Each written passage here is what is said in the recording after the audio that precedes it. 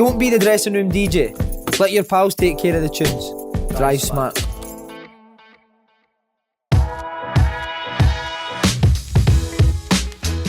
Oh, you're in, pal. Bobby Madden, what's happening? Hello, Sam, how are you, pal? How are you, mate? Okay, good to see you. Good to see you, mate. What a motor. Yes, it's the company's car. No, it's mine. not. It is, aye. It's tremendous, mate. It's a nice car. And what a car we've got. We've got 3 of the biggest Bobbies in Scottish football inside it. I'll let you work that one. I've got it.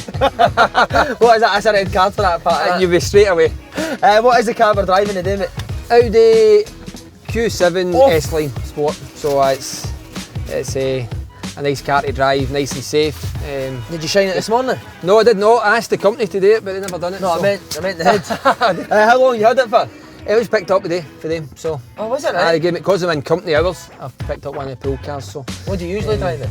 Use an X-Trail, Nissan X-Trail. Oh, do you, right? A big car, so we do a lot of miles, so you need to make sure you're comfortable. What, with your work you do all the time? With work and with football. Yes, mate, let's go. Where are we off to? I think we were Where are you taking us? I think we were going to go to Hampden, they said. Right, you want to take us to anywhere? Is this where you're from? Well, no, this was, my first game was here, so this is Hunters Hill playing field, so my first game back in 2003. Right. January 2003 was here. It's changed a lot since then. I think it was the pitch right in the bottom corner there was my first game. West Did you have a Park. shocker? No, maybe. It was West Park under 13, so it was my first game. You're out there and you don't know what to expect. So I remember I was running the boot after about 5 minutes. I'm just running up and down the side of the park, trying to stay at the road of the ball, and I foul. And I went, that's a fucking foul. I went, oh fuck, that's my job. I still do that. 2003, so you'd have been what, 30? You're at it already. I'm trying to work out behind you. It was 24. 24, so see after that game, did you think, right, this is for me? I thought it was difficult, it was more challenging than I thought it was going to be, but I enjoyed it. I enjoyed being involved. You don't think like that when you first go into refereeing, you're not thinking that I'm going to go into the Premier League or even make senior football. I took it up to help out a local team that couldn't get referees on a Sunday morning. So what, somebody just phoned you up and asked fancy giving us a match? I just knew one of my pals' sons couldn't get a referee, and he said, do you fancy it? I seen the advert in the local paper, UK News, and I thought, I'll go for this course. And I thought, I'll go and help him out. Sunday morning, I was always idle on a Sunday morning anyway. I thought, I'll go and do it. And then I only end up doing a couple of games for him very quickly. I get put in under 21 leagues, then you just progress from there. Yeah. But when you go into refereeing, I don't think anybody goes in thinking I'm going to referee at a specific standard. You go in because you love football to start with. This is Auchan there, isn't it? Do you know Derek Lyle? I do, aye. His pub's at the top of that hill. I seen it there. You want to go and put his windies in? No, Derek was alright actually. Was he? How to deal with? Derek was fine. I mean, you knew where you were with him. I mean, I like players that are just straight down the middle, no messing about. He was a very good player, wasn't he? Technically very good, but he's hopeless, right? What about the state he's cowed in beef, his teeth? Oh, they're magnificent, aren't they? Oh yeah. Oh, honestly, I might get that done and I make enough money when I chuck it. I need to say as well, the Partick Thistle young boys are training over there. Aye, we've seen a few of them there, didn't we? And not one of them will ever make it as a footballer. They'll all be working at McDonald's next year. Right, Bobby, let's go, we're off. Right. Can you take us a long route to Hampden? Because I've got loads that I want to ask you, mate. I can. Obviously, a big football man, as you said. Ambition to become a player first?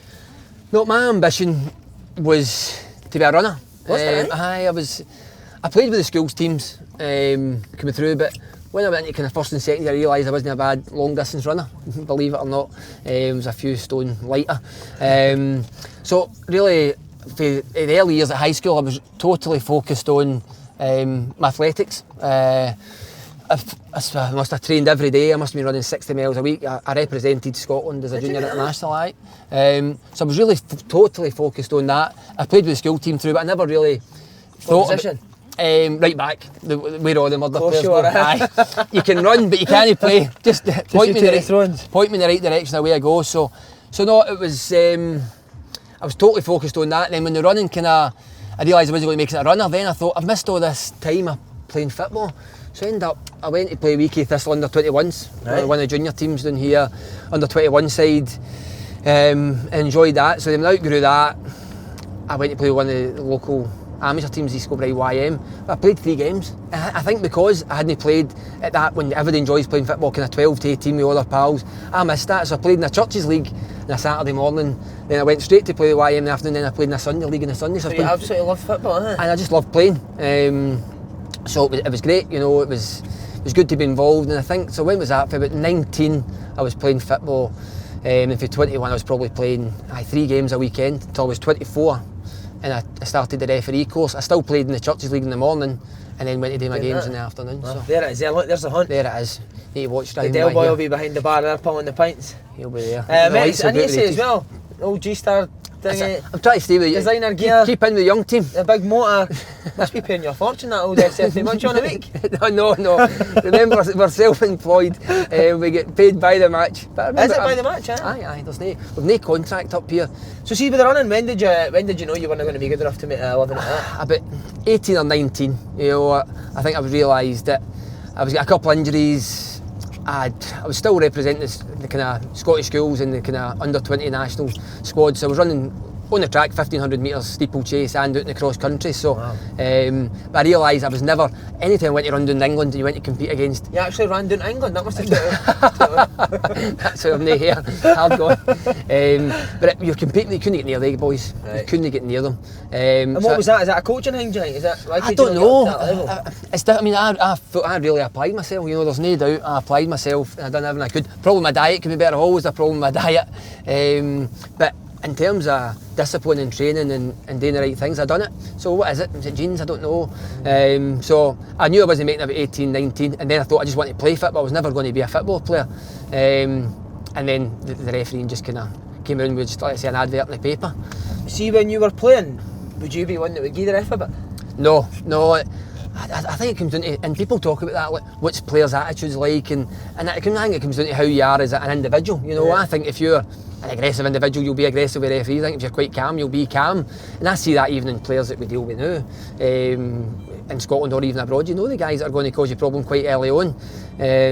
So no, I was always a guy that would be quite friendly, chatting away. Particularly when I started the course, you know, I thought I'll try and kind of talk to these guys and try and get the odd tip here and there. So no, I was never wanting to give them abuse, never. Nah, see the players obviously they do coaching courses. Is the referee course is quite similar? Well, I mean, see to be a referee, no be surprised, it doesn't take a lot. I mean, it's a 10-week course, so it's 2 hours over 10 weeks. Is that right? Aye. And at the end of that, you'll get a multiple choice exam where it'll be written questions and video test, and then you'll just pass the child wellbeing module, pass your disclosure, and then that's you a qualified referee.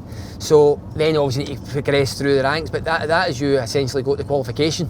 And then you need to try and find a league, and then if you go to association training and the likes, you then progress through the ranks if your performances are obviously acceptable. So it doesn't take a lot to be a qualified referee. People say, oh, he's a qualified referee, but it's only a 10-week course. Is that right? What was there anyone else on your course that would know? There was a young lad who's now in the Premier League, Colin Stephen. So no, I'm kidding. I'm actually his 4th man on Saturday down at Hamilton Motherwell. So he was on the course, and Gareth Law, actually the journalist. Was he? Gareth Law? He worked for the Sun, didn't he? Aye, still does. Aye, so he was on the course. So that's it. There's nobody else there that's still hanging about that I know anyway. Was there a ref that you looked up to when you were younger? I think when I'll be honest, I see my minute referee, I couldn't have told you the name of any referees. Could you couldn't know? I mean, I think you knew. Probably I could have told you Hugh Dallas. You've shattered my. I thought you'd had like posters of Hugh Dallas up at No, I have no. No, I think. Willie Young. Willie Young. That's probably the 3 names I would have known would have been Mike McCurry, Hugh Dallas, and Willie Young. Yeah. That's the 3 because I wasn't interested in refereeing. I think it's changed now. I think everybody knows referees' names, don't they, because of social media and whatever else. But when I get into the refereeing, everybody highlights Collina, don't they? You've got Pierluigi Collina. Is he the best, Jack? Well, he's regarded as the best, isn't he? Why do you think that was? Just because players feared him a wee bit? I think it was just the way he went about his business. I think he was firm, but he could tell that he had a decent relationship with that respect, didn't he? So I think he was probably. I mean, everybody regards it. When people mention referees, who's the best referee? They would always say Collina. I think in recent times, but Collina, everybody else made mistakes. But it's how you can. You say perform and you look composed on the field of play. He was the one guy that I would have thought that he's. So you would watch his performances and think he's really good? Aye, I mean you'd watch in the way, because I remember when I was fairly new to refereeing, I think he refereed a game at Celtic Park, Celtic Stuttgart. He actually missed a red card, I remember. But he was a very good referee, and that's what people say. Oh, you're not a good referee. You've made this mistake or that mistake. But there's merit to refereeing. What makes a good referee? For me, it's about the way I look at it is, first of all, did you control the game? As long as your game don't get out of control, that's the first thing. Then you don't want to influence the game. Obviously, you don't want to make a decision that influences a result. See, if that's what we don't want. I mean, you don't want to make a decision that people go, that's cost the team a promotion, a relegation, a championship, or even a result. You know, that's what you're trying to do. You don't want to get kind of get that. What would you say? Reputation. Aye, because if that, I mean, I've got it. Let's be honest. People will go and listen. Oh, there's Bobby. He made this mistake, that mistake. They'll cast all these errors up, but it's about trying to reduce the errors. That's the thing, isn't it? It's about trying to kind of reduce them and perform well. So for me, control the game. Don't make match-changing decisions, and have that relationship with players. That's the big things for me. Because see, when obviously you ref me as a youth team player. That's right. I always thought you had that. You could have a chat with you had a wee bit of relationship. I think you've got to. And again, some players will not entertain you. Some players don't want to talk to referees. That's the way it is. There's some who'll just no engage you, and that's fine. And that comes down to just individual personalities. It's the same in workplace. You know, there's some guys that will just know. Want to talk to certain individuals. That's just the way it is. Even in football teams, there's some folk that don't go on as well as other folk. So I think you need to try and get a relationship. And I don't know the youth with you, then I don't know the academy games. Remember, in the Tuesday afternoons up at Lennoxtown.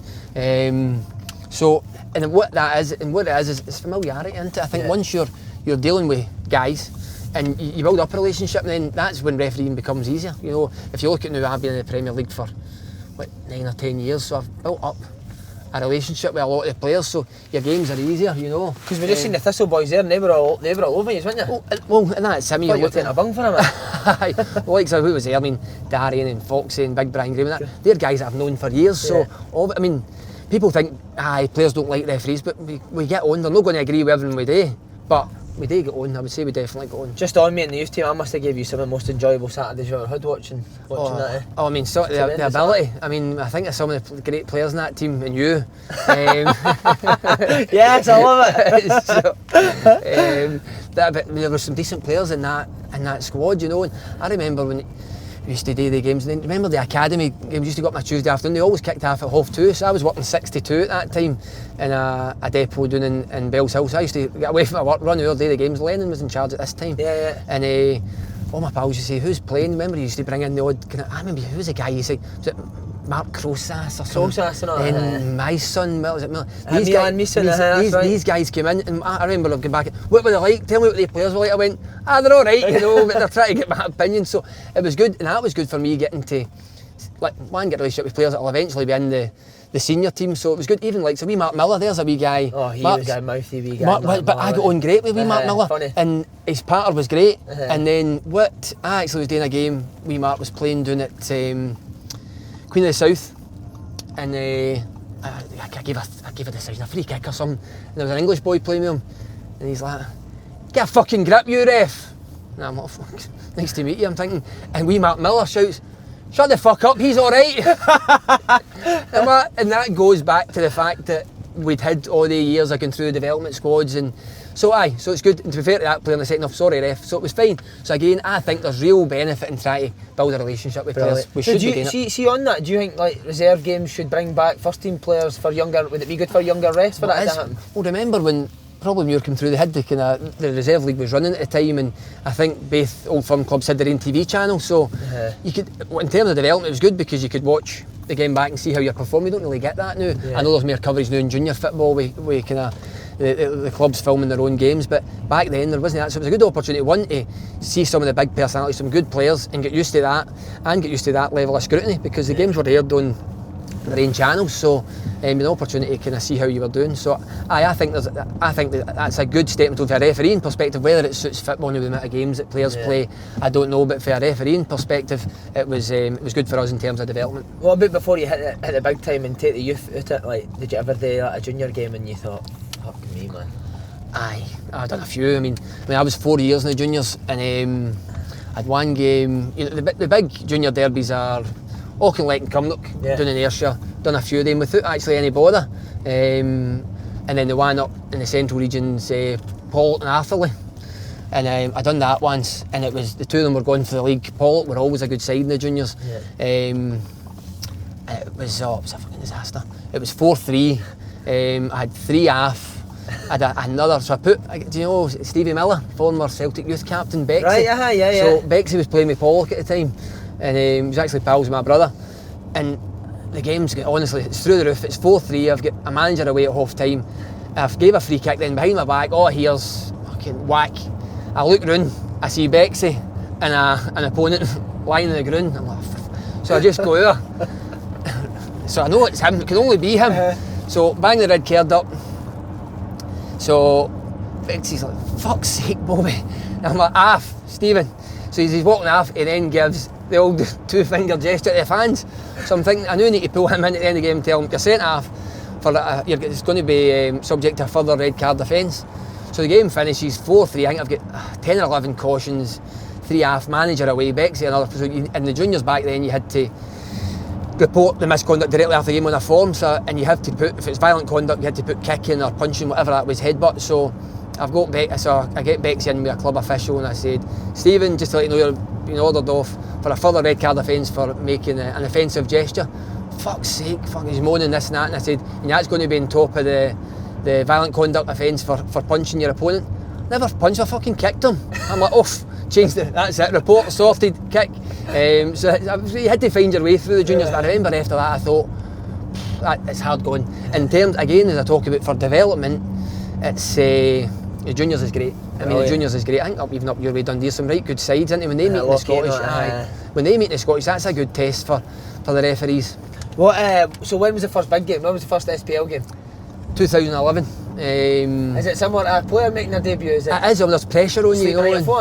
I've always been quite calm about it, especially now. I don't really get uptight about anything, about any games, no matter even the biggest of games. Drink on a Friday night, didn't you? I think you said, didn't you? Get melted in the morning before the game, try and square me up. Not like I say, I'm a teetotaler, but some folks say I drink at half time might improve my performances at times. But I think for 2011. What was it now? It was St Mirren Inverness. Right. So we guys are playing. Oh my God, that's the last thing you need on your first game. Exactly. So you're talking about folk that can moan. Oh my God, he moans at himself, man. He's running around the park and you hear him shouting at himself.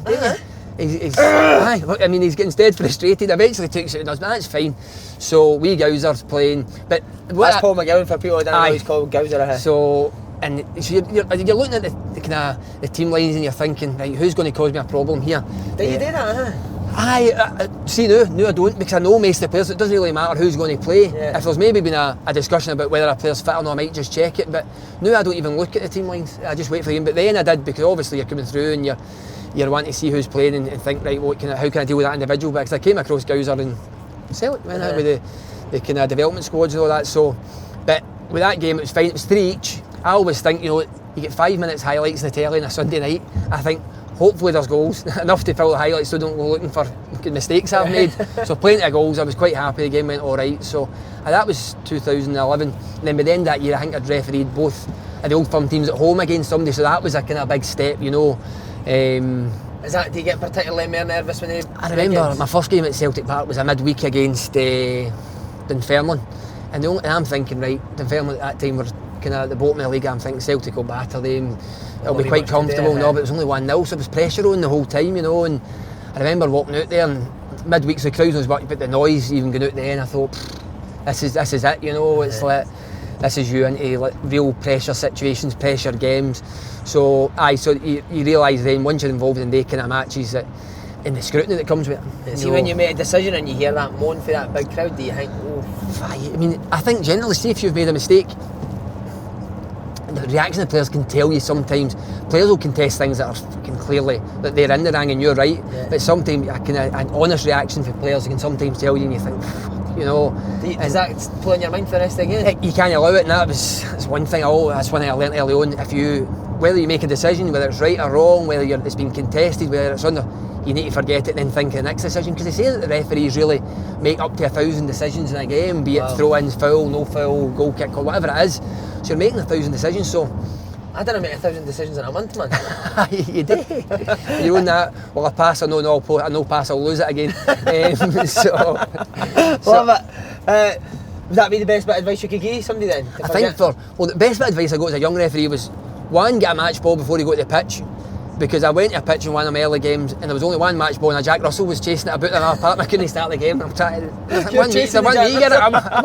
I'm fucking not getting it. So eventually we go to the ball and the other ones get your money, get paid when you're out doing the youth and the amateurs. How do people bump you? They don't bump you, but then after the game, see if you had a problem with the team, then there's a bit of, so, but I've been paid in shrapnel a couple of times. Have you? Oh, aye. Aye, 10 pences and all that. So that was the two bits of advice to the young referees, but to the guys coming through, the senior guys, take a decision at a time and then move to the next decision. It might be a minute later, it might be 10 seconds, it might not come, but you need to be prepared for that next decision. I'm starting to get worried by it. We're meant to be going to Hampden, but I'm taking the long road. I thought you were kidnapping us there, Bobby. What about early doors? Who was it? Was there a big name, a personality that you always had a ding dong with? See most of the ding dongs I've had, they've been with managers, and it's when you're fourth official. I don't know how you could do that, fourth official, mate. As you know, I sat on the bench most weeks. See the abuse the fourth official used to get me. And again, I'm at the stage, thankfully, where the managers are a wee bit more calm, aren't they? But fourth official. But I remember the biggest player, and I remember was Thomas Gravison. Oh mate, how good is he? Well, and you tell stories about him all the time. So and I watch your show obviously, and of course you do. So Thomas Gravison's playing. He's just signed, so he's just won the Champions League, right? And Celtic, I don't know if you remember, play that annual game against Albion Rovers. The Jocks. I played in it. Aye. I think he played in this game. I've told the story. The Jockstein Cup, right?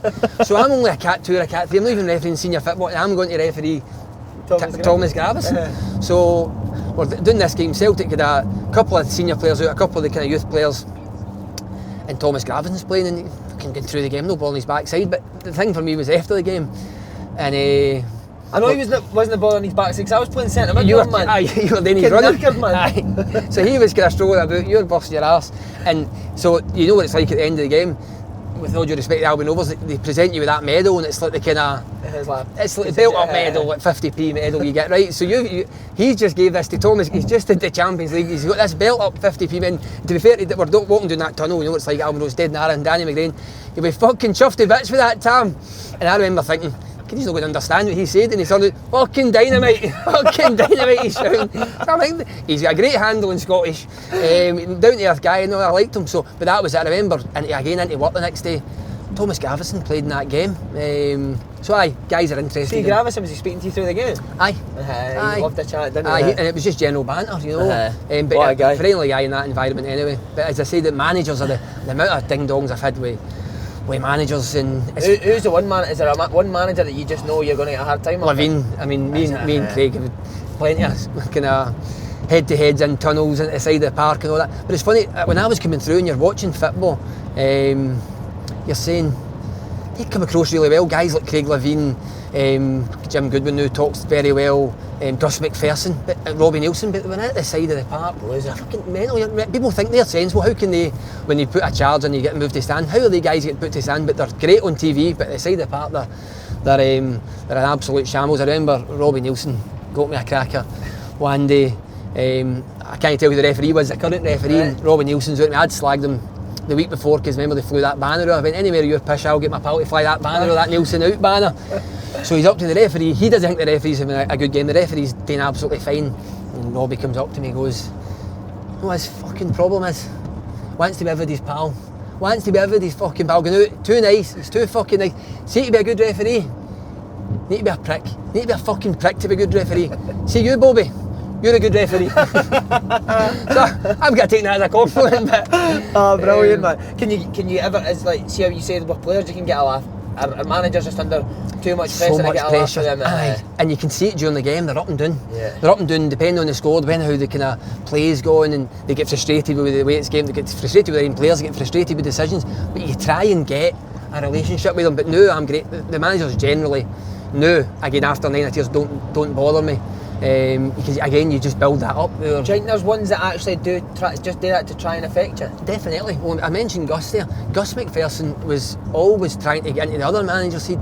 He would, if there was a decision where they believed the other team felt aggrieved, Gus would say, I've just got word that it should have been a penalty for you. So that's him just trying to put them after game. They used to do that all the time. But see, like the big personalities, have you got to stand up for them? See, if you didn't, will they just take the piss out of you? I mean, the big personalities, I think, well, there's one, like the biggest personality in football, who's probably Ronaldo, isn't it? Yeah. I remember back in 2016, they've just won the Euros. I just came back from being no well, and I went out there. It was Portugal, Latvia, and there was pushing and pulling at a corner. You know the standard referee trick: stop the corner, in you come. It's all for the cameras, isn't it? You stop that, and then so I go stop the game. 2 years come out, the wee Latvian boy comes out. No bother. I'm only wanting to speak to him, mind. Ronaldo blanks me. Did he? It's totally blanked me. I went again. Ronaldo, come here, blanks me again. Cristiano, come here, blanks me. So at that point, where am I? You know, because you can't caution them, because then you're just drawing attention to yourself, and everyone think you're making the game about yourself. So I just went right out and I basically told him, the uncertain times you'll know fuck about. So that was me, but he basically told me, no, I'm not coming. So at that stage I learned, especially with international superstars, they're far bigger. They think they're bigger than the game. So don't, if you're going to caution them. Don't try and speak to them. Oh, I learnt that then, because what's the point? These big players, Ronaldo, want to talk to Bobby Madden, the referee. It does his stuff.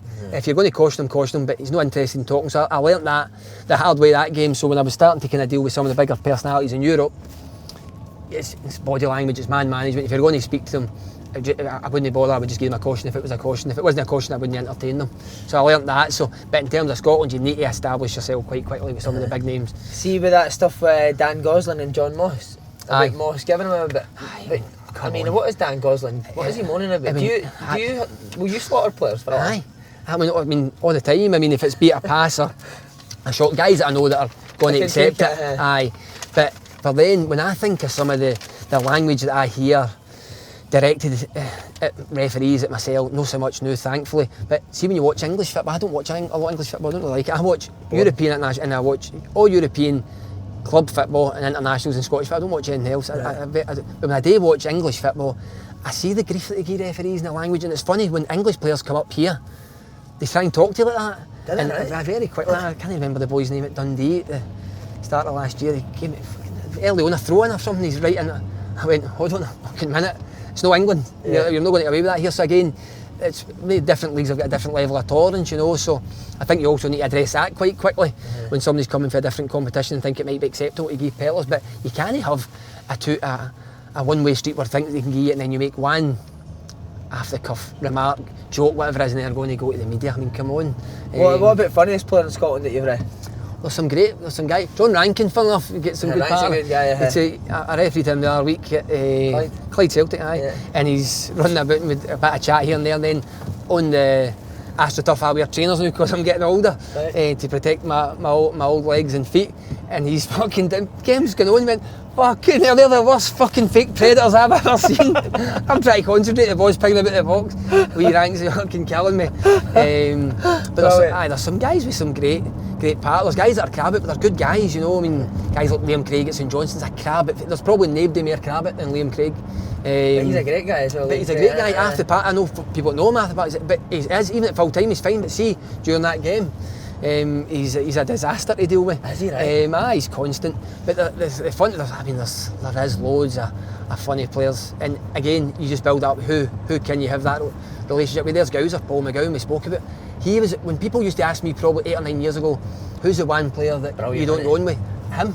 But see now, great. See, I've probably matured a bit. Gowser's eventually matured a bit. 33 years to mature. He's got there. So now we got on great. So it just changes, doesn't it? So now he's got good chat. But there's loads of guys there. What about in the big derbies? Does that talking and having a laugh go out the window?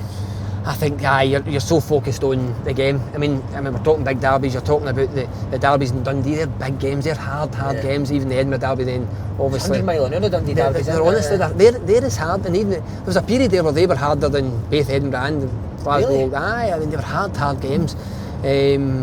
So you're so focused on getting things right, and as I say, I'm quite relaxed about during games and before games, but I would say your level of concentration, focus goes up to make sure you're ready for that kind of important decision, because there's so much at stake. And you see that the players they're more focused. There's no doubt the players are more focused when it comes to the game. So you're not going to get involved with too much chit chat in the games, because they're more just trying to get any wee competitive advantage against each other. They're trying to kind of wind each other up, which you kind of hear. So no, I think in the games, you're totally focused. Again, it comes usually live on the telly. They come with added scrutiny, don't they? So we need to make sure that we are set for that. What was your first Celtic Rangers? March. What year would that have been? March 2016. So Celtic Park, one each. But again, you're talking about scrutiny. I mean, people still talk about decisions for that game, and that's I mean, you know what it's like. I mean, I'm not on social media. You couldn't be on it. With the kind of abuse, the football's changed, hasn't it? You know, you used to get abuse for 90 minutes, then maybe the day or the next day. But now, as I say, people are highlighting decisions for years ago and try to compare them to a decision in a recent game. So with different referees. But with that game, I realised I probably didn't underestimate the game. I knew it was coming. I was very relaxed. I actually had a great night's sleep and I was set for the game. I was actually in a fairly decent season. I thought I was refereeing all right. But I mean, they highlighted 3 or 4 different tackles, a penalty claim, fouls for one team, foul against another team no given. I thought, Jesus, this is like, I mean, the level of scrutiny. And I think that in terms of guys into the games, I've got a specific way of refereeing. I like to let loads go, right? And I think players know that. I like to let loads, as much go as I can, and step in when I need to. Because it's football, it's a contact sport. I don't want to kind of get involved unless I really have to. But in that game, you can't referee like that because they'll look at every single decision. Every foul you've got to give it, even pretty much. I think so, and that's pretty much how we referee in Europe, because you've got the different mentalities. You know, the South Americans or Africans playing there, whatever it may be, that can react. So you need to kind of manage that. But in the big games, I just call it as you say, give the free kick. So don't try and be a hero and let play go, allow advantage or whatever it may be. No, definitely. I think I learnt that the hard way in that game, and I think I've done 4 since it. And they've all went very well. Do you always watch yourself back? I used to watch the full games, but no. Why could you torture yourself? I think I know without the media or the observer that's there to watch us, we get an independent observer at every game. I know for a good game myself, and I'm basically now judged on big decisions, key decisions, penalties, red cards, match defining incidents. So that's how I'll watch back generally for something like that. And then if I think there's a specific incident like a mass confrontation, I could maybe learn how to deal with it better. I'll look at it, but I'll know. Very rarely sit and watch a full game back. Do you ever wear the referee kit in the house? When I'm watching the game back, that role play. Oh, leave that. It's a family show. Do you bring the kids with you? No, I didn't. You shite without the kids? No, I know it's just no fun, isn't it? No. What about socialising? What referees is there? Referees that you get? I mean, there's obviously. I mean, I think I've been involved now for what, 16 years. So there's guys that you've got a good relationship. One of my best pals that played at East Kilbride Thistle, with me, David Rooms, assistant referee that comes in European games with me. So we're like good pals away for refereeing even before that. So, but then there's other guys like Big John Beaton, wee Frankie Connor. They're good pals because we've been away for years together. We were involved in Willie's team for years, so you build up a relationship there. And I mean, get a night out on it after games when you're away? When we're away, I mean, I don't go out here at all, right? I don't go out in Scotland. That's not any sort of life, though, is it? I know, I'll go out for dinner and the likes, but I don't go out to pubs. Frankie and Benny's, isn't it? Where did I go? The Maggio's, isn't it? Oh, nice. The free advertising. But I think I'll go out, but I don't go out drinking. It's no my scene. But when we're away, if the games went all right, we're out. Aye. Aye. Oh, quite right. I think you've got to be. So, if you want, at some point, you've got to kind of relax and unwind, haven't you? Of course. But there's multiple nights where we're going out and then try to get back in time to catch a flight and stuff like that. See, there you go. Referees are wild as well. Right, travelling. Talk us through your routine. How do you usually get to games? So we all drive to our games. Very rarely we'll have to go and stay up the night before. So you usually drive on the day. The only way you would do that if you'd stay over if you're in Aberdeen or a Ross County early kick-off for me. So I've not been there in a long time. That level, mate. Peter, last time I was up there, I went up and put it half. Best thing for it, half fee up the road, half pay as Larry. So we'll tend to, if logistically you can meet the guys on the road up, then you'll meet them and you'll get a blether, or if there's guys at your pal, you'll definitely make sure you tie in, or even sometimes if there's a kind of inexperienced guy, it might be good to meet him and get a wee chat, because then you're going into a game and you might never have met the guy before, so you want to make sure that you know what the level of expectation is. So it's good to meet the guys, and if you're taking Willie, obviously you get the wee booster seat in, you get his wee packed lunch for him, you get a wee packet of Dunkers and fire him in the back. Do you never say to linesmen, like, if you worked a wee bit harder, you could have been a ref? I love winding them up. We call them little helpers. Little helpers. So, and by the way, they're top assistants. We've got very good assistants in this country, but I always say you're an assistant because you're not a referee. Brilliant, man. But they don't like that part. No. Why do they choose to be linesmen? I think because there's a certain pathway where you get to category 3, which is like run the line in senior football, so in the lower leagues, the Championship, League 1 and League 2, and then for there, the SFA basically decide if you're going to go Cat 2, which is then an opportunity to referee in there eventually, or you become a specialist assistant. So they've now got a programme, the SFA, where they identify I'm winding them up there, but they identify the talented assistants, and they're the guys that will then go in that pathway, become assistant referees. So it's driven for early on in their career now to say, right, these guys have the attributes, because it's far harder to be an assistant than a referee. Is it? I mean, because you're involved in it all the time. As a referee, you're involved, you're getting the interaction, you're getting the banter, you're constant. They guys are out there, and they've got that split second. How can you look at where a ball is, where the second last defending attacker is at one? It's physically impossible, isn't it? So a lot of time they're making a judgment call, and I suppose that's where VAR will support assistants, but it's a hard job they've got. You're making an arse for 90 minutes, they're just doing it for one, and that's the one thing that gets highlighted. What about, have you ever been in the motor with the officials and the dreaded supporters bus?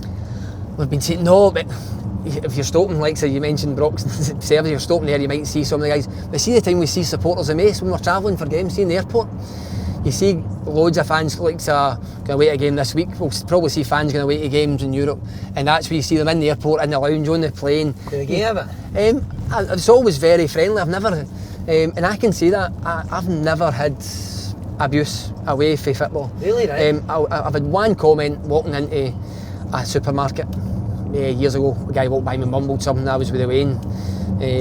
I just kind of laughed. But it was one comment. That is it. I've never had anything else. 16 year, one comment. Aye, it's not so bad. That's good. So I think that's good that people know where the line is. They can, because suppose do and say what they say on social media, but it doesn't come outside that. So I'm thankful about that. But on the plane, there's guys, you know what, you get a good chat with folk, even kind of meet players and managers on the plane, so you get a good chance to kind of chat to them. I was actually going to a course at the start this year, and we're talking about how it's going to be a big season. There's who teams have signed, and I said, it's going to be big, you need to make sure you're on your game. We're just getting a general chit chat with the guys that were there, and a guy a few back in the queue were just shooting on the plane and says, hope you're fucking better than you were last year. So I looked round, it's a wee boy with a Kilmarnock tap on. I went, fuck's sake, you're going to talk to me before you just get pumped to a Europe a part-time, and you're now going to Belgrade to watch a team for Wales. So I think you should look at your own issues before you start talking about us. Oh, tremendous. And then we seen them on the way back, then we get a good chat with the guys. So no, you get that, but it's always very fair. It's always fair. Brilliant. What about the car licence? You got any points? I got my first points last year. Oh, you're kidding, man. So I'd never... Getting your hair in the mirror. So it was coming back for Aberdeen Rangers. It was a midweek. Right. So I'll talk you through. Average speed that.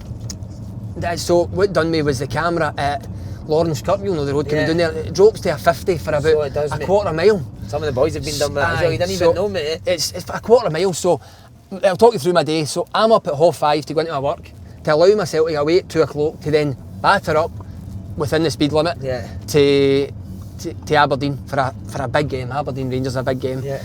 So we do the game, get 2 penalties, 2 red cards. I miss a penalty for a tackle, so your head's spinning, and I'm now thinking I now need to get down the road to get back into work tomorrow morning, and that's where being full time would help you, because that's a lot. See, to cope with all that and be in that environment, it's difficult. So I'm driving down the road. Obviously I've set my kind of max speed limit, or I set it at 68 or something, whatever it is. Or do you put it on the old Aye, so I just sit there, because it's a long straight road that, isn't it? And I've obviously just, my head's been spinning, and at that Lawrence Cup it drops to 50 for, like, say, what is it, a quarter mile even that, and then sure enough they got me back for missing the penalty game, gave me a fine. So that's the only time. So day, it's no good, so when that comes in, isn't it? So that kind of ruined that day. But so in for a serious perspective, in terms of when you're driving, you know, and you've got these drives late at night, you know, you need to make sure your mind's clear, don't you, and make sure you're tuned into what you're doing. You need to stick to the old speed limit, don't you? You do, and like I say, I've set I really never speed. I really genuinely mean that, but because I've set average speed, and then I've just missed that dropping down to 50 for my fault, absolutely my fault. I never even seen it flash either, so the first notice I got when it came in. So what did they do you? 60 quid? Oh no, it was 5 points and fucking 200 quid or something. Aye. Oh my god, SFA no getting that back now? Did they start? See on that, like, see what you're talking about, the stress and that, has there ever been a time where you thought, this is too much? No, there's times when you're under pressure, and I really, and everybody, by the way, I can only speak personally, I don't feel the pressure. I get annoyed with myself if I make a mistake. Yeah. I get annoyed with myself, I put myself under pressure, but I never think it's too much, and I can't deal with this, or I don't want to do this, you know. And the biggest pressure I've ever been under, I remember back in 2013, it was Easter Sunday, so I'm building up domestic appointments, they're getting higher profile, so Celtic were on course to win the league and they were playing away to St Mirren. I've had a beast. I've had a beast. Too many eggs in the woman. I tell you, that treasure hunt's killed me. So I didn't have a good game, right? So both teams were killing me, and I've made a crucial decision that's allowed St Mirren to. I've gave a penalty late on. Simulation, it's the edge of the box, and it's allowed St Mirren to equalise. So, and then Daniel Lennon was the manager of St Mirren at the time, Neil Lennon was the manager of Celtic at the time, so the two of them are killing me. The two of them are killing me in the media.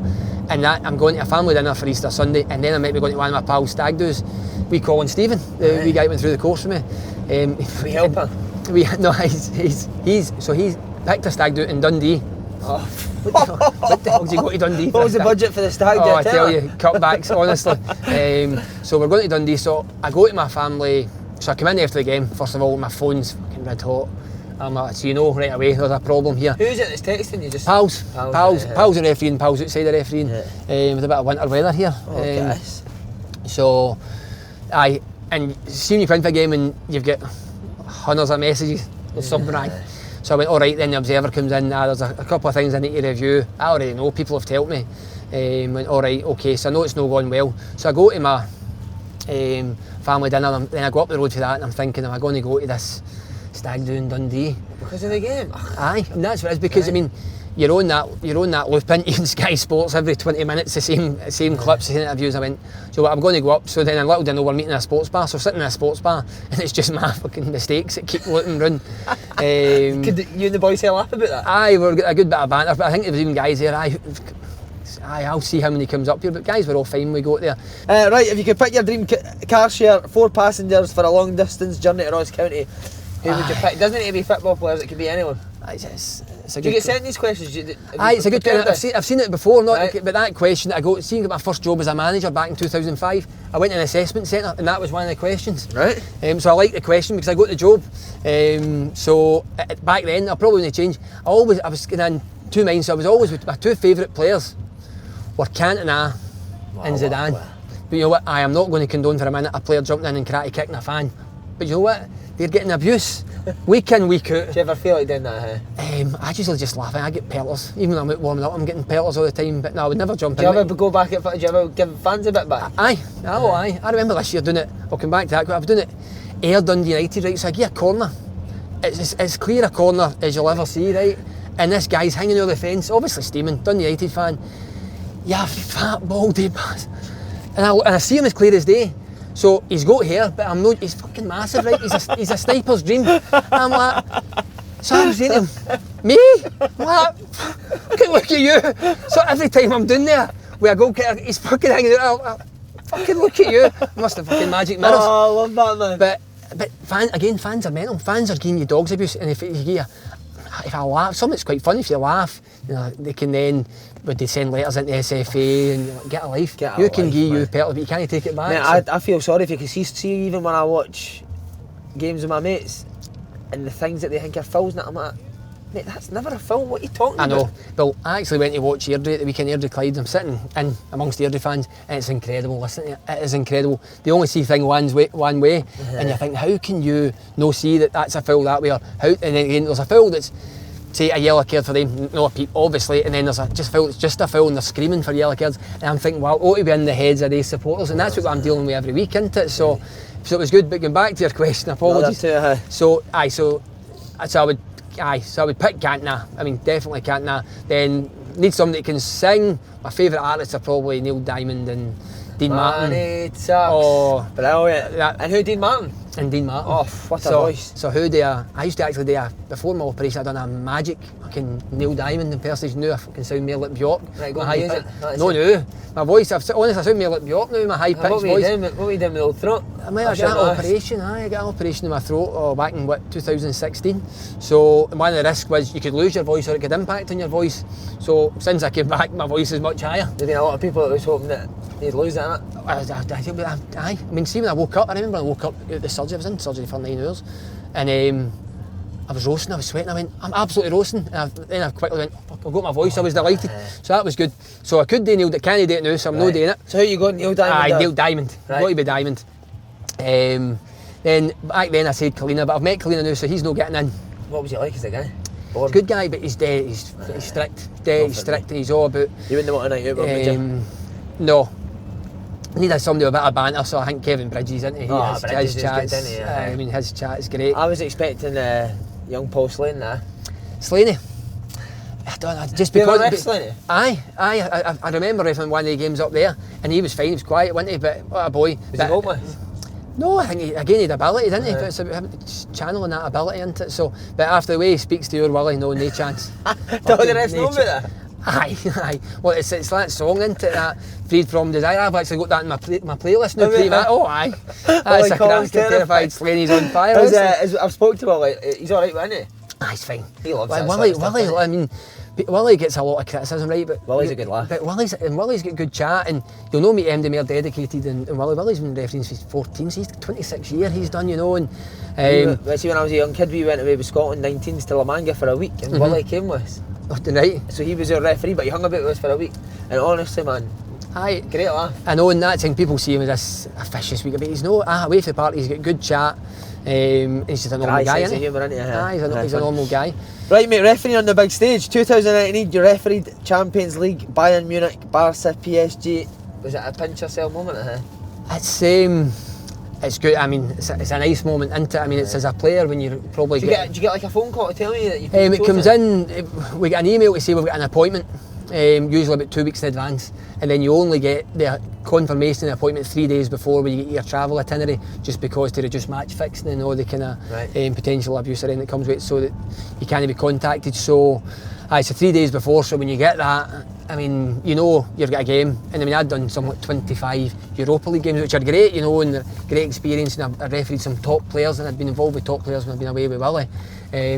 But when you go to do that yourself, it's a nice moment. I mean, there's no doubt when you're on a part with players of that ilk, that's something to kind of cherish, you know. So, you ever see when you're reffing the top players, is there anyone that you've actually just thought during the game, like, it's a pleasure to be on the same pitch as? Do you know the one player that I did think as an individual performance, a guy, Falcao.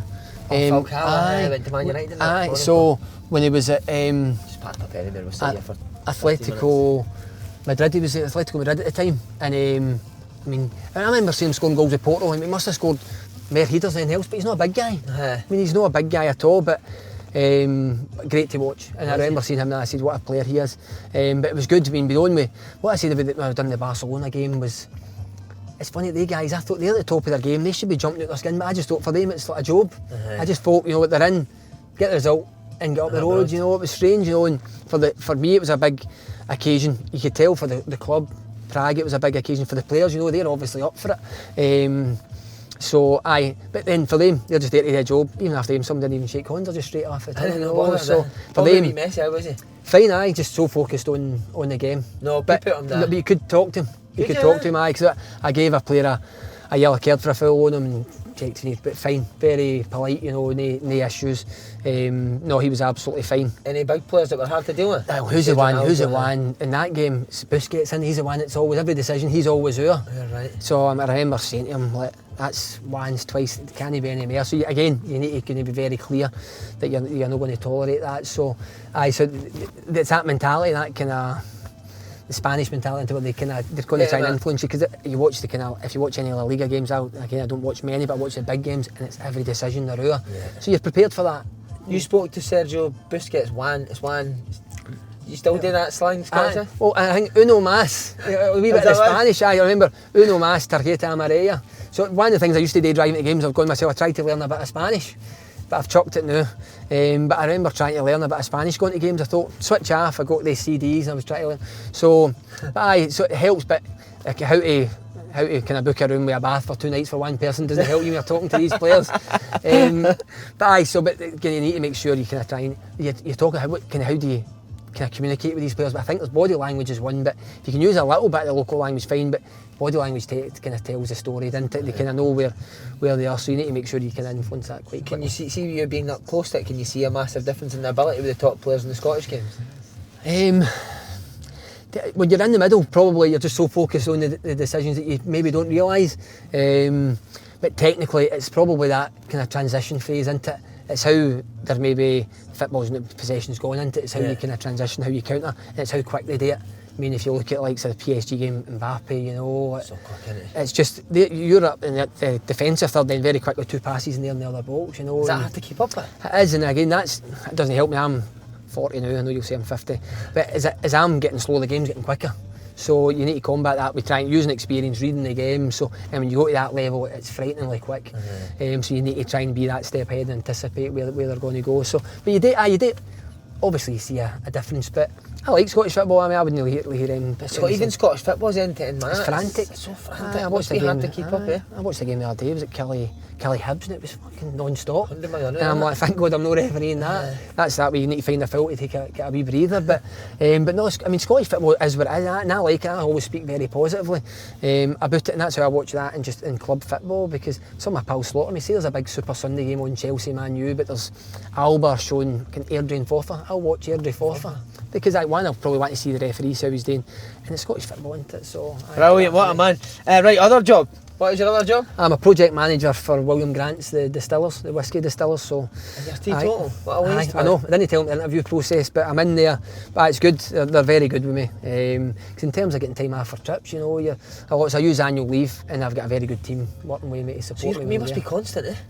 It is. I mean, if you look, I'm away tomorrow for a game, so I'll work. Long as these 2 days, I'll work all the time when I'm away. I'll go back into work when I arrive back, then I'll have a game on Saturday, you know, and that would be the benefit of being full time if the would you go full time if it came now? Probably no, I'm 40, but see for guys coming in at 25, 30, and if the money was right, then they should do it, because I didn't work for 2 years when I hadn't been well, so I only focused on my refereeing. Right. And I refereed the best I ever refereed. There's no doubt. Oh, what? Because you were totally focused on it. And it's not you're more time to prepare meals. You're more time to do the proper sessions. You travelled up the day before games, midweek games. I mean, you look at that debacle having to go up and do that Aberdeen Rangers game. I would travel up early in the morning, relax, get something to eat. So you're in a better place. So I definitely felt as if in that period I refereed better. So see, with your work, do you need to keep yourself fit as well? When do you do that?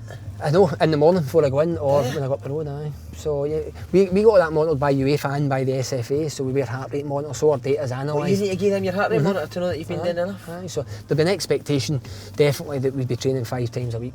Wow. So we need to make sure you put, obviously varied intensity, high intensity sessions, some kind of speed endurance. Do you ever stick it on the dug? There's a wee trick for you, young man. I've done that a few times. Tell you, I should try it, but it's difficult. I mean, they know everything. They've got every bit of data there. They would, even if you tried to pass it, they know your resting heart. They know, honestly, they analyse everything, which is good because it keeps you on the game. You need to be doing it. So, but it's difficult when you put that in with family, full-time jobs. Everybody's got. It's difficult. And by it's no, you're not looking for sympathy. We choose refereeing, but it could be easier if you were full-time. See, if you were going to sell refereeing to a young guy or a young woman, what would you say? Depending, I mean, the first thing is, I mean, if you're a young individual coming out of school or out of uni and you're trying to pick up a bit of pocket money, is the first thing. Would you want to go and spend 10 hours in a supermarket stacking shelves, or go and referee a game of football, a boys' game of football, or an amateur game and get the same money? You're getting the kind of physical aspect, then you're involved in football. But then if you want to progress, I mean, it's easy to say. You look at the games I've been involved in. Good experiences. Cup final here in the unbeaten season, Aberdeen, Celtic, Old Firm games, the games in Europe. I mean, if you want to come in, the opportunities are there. But the problem you've got is people think, I'll take up refereeing, I'll be doing that in 2, 3, 4, 5 years. That's not the case. But football players are like that as well. Now young football players. They want straight in, you know. And I think some football players are coming to refereeing and think, I've played. I kind of know, just come straight into into the kind of senior leagues. It's not like that. You need to go through the same pathway. I think because Sean Murdoch, Sean's a goalkeeper. He's now taking up the refereeing. Aye, so he's category 3. He's a character like Sean. Aye, so he's a good lad. So he'll be running the line in senior football. So he's trying to come through. So he took the decision to kind of go on with the refereeing. So, but they still need to go through the same pathway. And it can take about 10 years, and that's to get into refereeing the Premier League before you even then go to being involved in. He'll be a better linesman than he was a goalie, won't he? He's not got much to live up to. Oh, do you know what? See when he got his chance at Hibs, he had a fucking great game, didn't he? Yeah, a great game, and one mistake, and that's what they remember. So he'll be used to that as a referee. But he's a good big lad. Yeah, so he's a good lad. Hopefully he'll do well, and that might encourage more players when they get to that stage. Well, maybe I could do it, but I'd love to see wee Paul McGowan doing it, would you? Big Houser, can you imagine him? Oh man. That wee fluffy hair running about, panting, shouting at himself. Oh, it'd been real. Right, what about advice to young drivers? I mean, I mentioned that. I mean, you need to make sure your head's clear. I mean, particularly in long journeys. I think you need to be prepared for the journey that you're going to undertake. Phone, do you always stick the phone away? Phone's away. It's linked up now. That's the beauty, isn't it? You can check all the birds' texts when you get Make sure that nothing again, right? So we Willie send you pictures now. Oh, Willie. Usually send me clips for my opinion. So see if you have will Willie be on to you? Always will share that, if there's a game and there's He's got a group chat? Got various different group chats, aye. So you need to watch who's in it. So we'll get various group chats and people will put on instance for your game or other games. Because you know what? If something happens a game and people aren't sure, should it be yellow, should it be red, should it be offside? Better to discuss it so that when you've got a game coming up, that you know what would be the better decision. But you would wait till you got to where you were before you checked your phone, Oh, aye. I hate people that their phones in their driving. I mean, that's it. You've got that many compartments. It's linked to there, so you're not sending text now. And I think when you've got company, what you want to go and jump on your phone for now. So if there's calls there, I would pick up a call. But even then, I very rarely would I take a call when I'm driving. Last wee bit, mate, VAR, I want to ask you about. A lot's been made since its introduction. Have you had any experience in Europe? My 3 Champions League games had VAR, and there been no interventions, so it was good. So I think what they say, you shitting yourself a bit in case it didn't. It's there. Well, I used it in under 21 finals in Italy in the summer, last summer, and 6 minutes in, I got called for a review, and it was for a handball on my blind side. So then you make the signal and you give the penalty kick. So you need to then. The biggest thing for VAR for the players as well, by the way, is it's how you deal with it. It's a mentality, because teams are scoring and then it's getting taken away, they're no scoring. So it's and it's the same for referees. I've made a decision, or I've not seen a decision, then you're giving it, but you can't allow it to sidetrack how you're going to referee the game. So you need to just very quickly, as I mentioned earlier, focus on the next decision. So as you're there and you think, what am I coming out of this to see? So I had 2 games there. I've had 3 games in the Champions. I've done a couple of games in Saudi Arabia where they use it. Got a few quid for that, didn't you? Aye. So you're there and you need to make sure you get it right in Saudi. You need to make sure you get the decision right. Come in. So it's good. So it's good experience, and I hope I know there's a lot of negativity. I think the Women's World Cup was a lot of negativity, even the way it's used in England. People aren't too comfortable with it, but what we've said, any discussions we've had with the SFA, the SPFL and the referee department, we can set that level of intervention. I mean, it's in the protocol, it's clear and obvious. So you define what clear and obvious is. Don't interrupt the game, let the game go, and clear and obvious, get involved. Other than that, so do you want it? Do you want it in Scotland? Absolutely, aye, I think. Yeah, right. Only for clear and obvious. If you say there you go in the 3 games in the Champions League, no intervention, there's no requirement to be involved. There's a couple of checks for offside goals correctly. Correct decisions given by my assistants. So, but it's for that absolute shocker. It's for that 1 metre missed offside that you want to kind of very quickly identify it's a mistake, or a missed penalty or a missed red card that you want it, and it can, as long as it's done quickly, you don't want to stop the game. But and that's what I've said. You can shape that. So I think you can learn from how other countries are using it and make it suitable for our competition. Have you got one decision that still haunts you? One, God, I've more than one. I mean, the decision to wear that coat. I like it. I've always joking. It's quite slimming. It's quite slimming. Black eyes. That's how you're on black. Even probably, I mean, I'm being honest, a decision in the Europa League match day 5 there, or in Russia, and a player kind of lashes out, and I thought it was a yellow. And in terms of impact, I thought I was having a very good season, and I was annoyed I didn't get it. And I know it's fairly recent, and it's not just annoying because it is stories, but it meant a lot. I had a good year in Europe, and then it finished in the year in a kind of in a kind of a Why bad did you not mark. get it? Was it just too quick? It was out the corner. The ball was out of play. It was out the corner of my eye, and one of the guys said, "Watch number 9 or 10." I can't remember. And as I've looked around, I've just seen a movement. So I mean, he's hardly touched his face. But when you're no challenging for the ball, now it's violent conduct if you touch somebody's face. So I just didn't pick up on it. So I was disappointed. So that'll annoy me because, like I say, had a good year. And it's frustrating. So that would be the one. That would See the assessors after the game. Do you ever have a wee argument with them? But by the way, I've never really disagreed with observers. I've always accepted, especially with the guys here, because they're taking time out of their own schedule to come and support you and give you guidance and educate you. But recently I've actually had a couple of disagreements with it's because you get an opinion, haven't you? So, yeah. And if you want to say that you don't like to say the stuff that you'll just always take, because sometimes, because we get marked obviously, and if you get a clear important mistake, which is one of these missed second yellows, a penalty or a direct red card, you get a 7.9, that's a mark. So you want to avoid 7.9s basically. But you'll not agree with all of them, because I've got some, I'm thinking, how am I getting hit for that? I mean, that's what you take it personally, how am I getting hit for that decision when, for me, it's no clear and obvious. So so a couple of times recently I've had a few debates. I've lost, but I've had a debate at least. Stand up versatile, man. Just a wee bit for, you mentioned stick for punters there. I think players have started to get it a lot more as well. Aye. I mean, you're saying you take it as a laugh, but is there ever times that you think, come on, this is just too much? Some of the shouts when they're talking about your family or illnesses and all that, it's a bit much. And I mean, if you talk about antisocial behaviour at football, I know they're doing what they can to try and challenge that, but you can't have things getting thrown out in the park. I mean, I think you can shout things on, it's not right, but I don't condone it, but when you start throwing things onto the field of play, I mean, where are we? You know, and then you're talking about even there's kind of racist behaviour. I mean, come on, what year are we in? This 2020. Like, scary, isn't it? Get a life. And I think it's also hard for the players. The players have got a job today, and they're out taking throw-ins or whatever, and they're getting this abuse, and it's hard for them not to react. You know. And I think this will be good, mate, to people see like it's not just as easy as it looks being a referee. No, it's I think not. you've put it across very well, like how you need to work and you need to family and you're driving up to Aberdeen to do a game. And it's been said so many times, but wouldn't there be a game without you? No, that's it. And we can improve, and we're always trying to improve. I think people need to, and it does affect us. I mean, it does affect us, and people think that we're out there and we're beyond reproach and there's no accountability. There is. If we have a poor performance, your games drop off. You get them out there and your quality your games drop off. So we are accountable. Do fans see when you meet fans? Are they surprised by your personality? I think I'm just a normal guy, innit? I think hopefully that's identified when a couple of the kind of Thistle boys come in and talk to you before it. So I think you've got to be like that, and I think that helps you.